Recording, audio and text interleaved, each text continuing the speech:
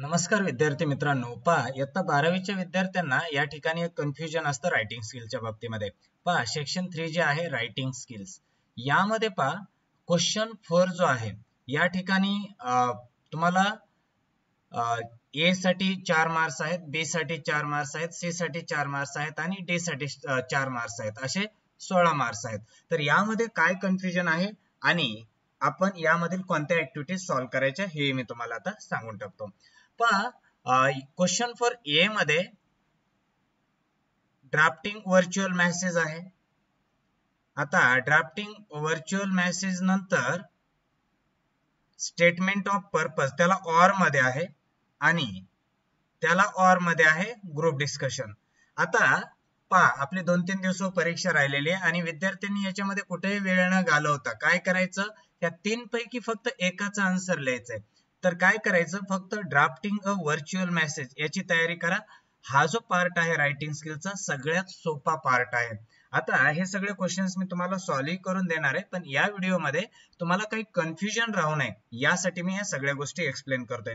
काय आहे question for ए, यामध्ये व्हर्च्युअल मेसेजला ऑर मध्ये आहे स्टेटमेंट ऑफ पर्पज आणि त्याला ऑर मध्ये आहे ग्रुप डिस्कशन. तर या तिन्ही पैकी फक्त एकाचीच तयारी करायची, तर तुम्ही या ठिकाणी व्हर्च्युअल मेसेजची तयारी करा. सगळ्यात सोपा पार्ट आहे आणि व्हर्च्युअल मेसेज आपल्याला शॉर्ट मध्ये लिहायचा असतो आणि यासाठी 4 मार्क्स आहेत आणि त्यामुळे या ठिकाणी बाकी स्टेटमेंट ऑफ पर्पज किंवा ग्रुप डिस्कशन यामध्ये वेळ न घालवता तयारी करण्यासाठी तुम्ही फक्त ड्राफ्टिंग ऑफ व्हर्च्युअल मेसेज या एकाची तयारी करा. इथं 4 मार्क्स तुमचे पक्के होतील. त्यानंतर पहा क्वेश्चन फॉर बी, या ठिकाणी क्वेश्चन फॉर बी हा अटेम्प्ट एनीवन म्हटलेला आहे, म्हणजेच काय ईमेल आहे. ईमेलला ऑर मध्ये जर पाहितलं तर रिपोर्ट रायटिंग आहे, ईमेलला ऑर मध्ये रिपोर्ट रायटिंग आहे आणि त्याला ऑर मध्ये इंटरव्ह्यू आहे. या तिन्ही पैकी आपण एक ऍक्टिव्हिटी कंप्लीट करायची, एकतर ईमेल लिहा, रिपोर्ट लिहा किंवा इंटरव्ह्यू लिहा.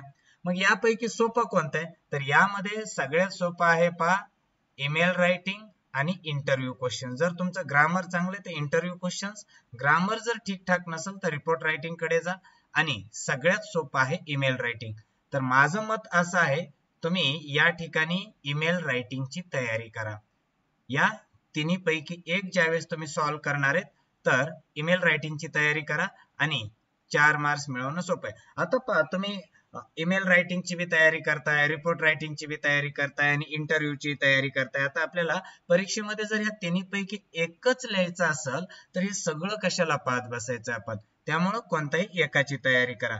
आता मी यामधील तुम्हाला सोप्या ऍक्टिव्हिटीज कोणत्या आहेत परीक्षेत लिहिण्यासाठी हे सांगतो. इंटरव्ह्यू क्वेश्चन्स बी सोपे, पण तिथे आपला ग्रॅमॅटिकली करेक्ट क्वेश्चन्स बनवता येणं गरजेचं आहे आणि जर आपल्याला तशा पद्धतीने येत नसतील तर ईमेल रायटिंग सगळ्यात सोपं आहे. तर मला वाटतं तुम्ही ईमेल रायटिंग सोबत जावं.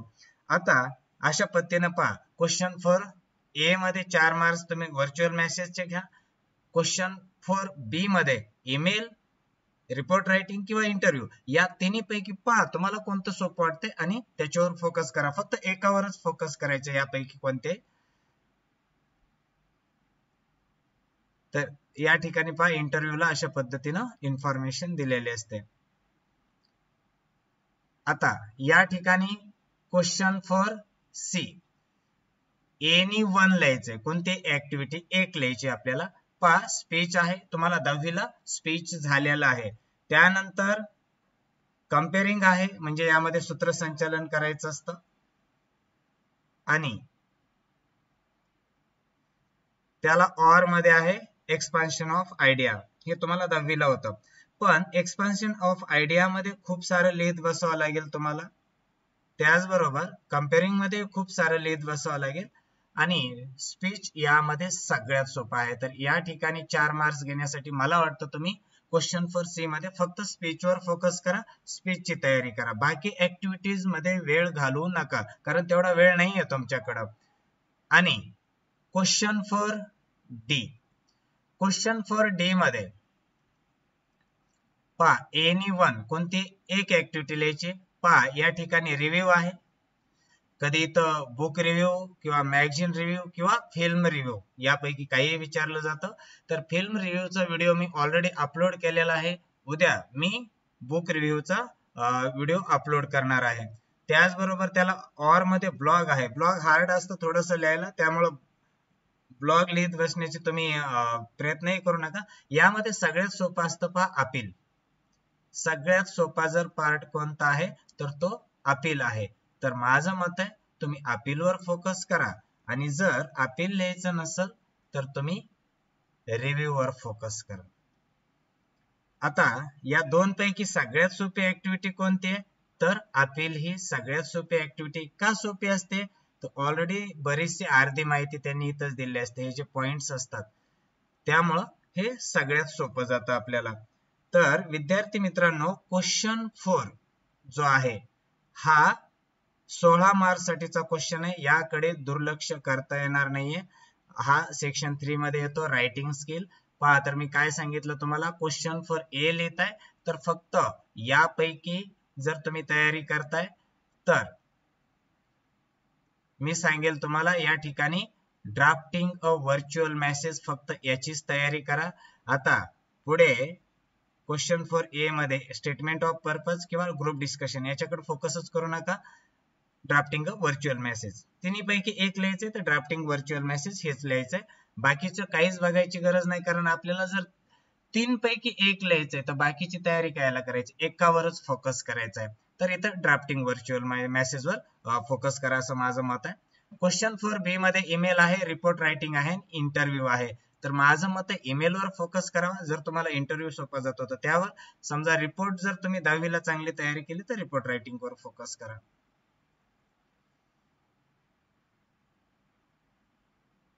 क्वेश्चन फॉर सी मध्ये जर पाहितलं तर स्पीच आहे, स्पीचला ऑर मध्ये कंपेअरिंग आहे, आणि कंपेअरिंगला ऑर मध्ये एक्सपान्शन ऑफ आयडिया आहे.